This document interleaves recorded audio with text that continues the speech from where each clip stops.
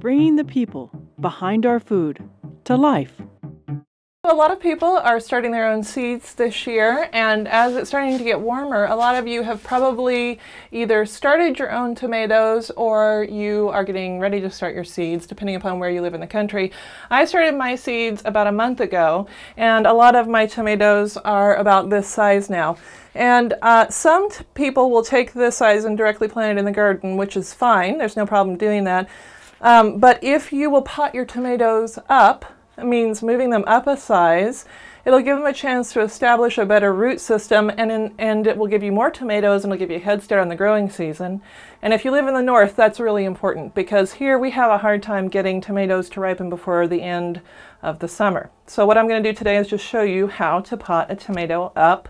And not only is this what you need to do when you pot this up, it's also how you need to transplant it outside. So take your seedling, your tomato seedling, and pop it out of its container. You can see this one has some roots already that are pretty well established. And we're going to dig a hole in the planting medium and put it in there really nice and deep. And then in order for it to establish roots along its trunk, we're going to plant it a little bit deeper than we would normally plant a seedling. And you plant it up along the sides of the stem like this, and you want to firm it in. And by doing that, it's going to grow roots all along that stem. Now, if you do that with another kind of a seedling, you're going to rot the stem, and that'll be the end of that guy. But a tomato really likes that, and it'll make it produce faster and grow healthier.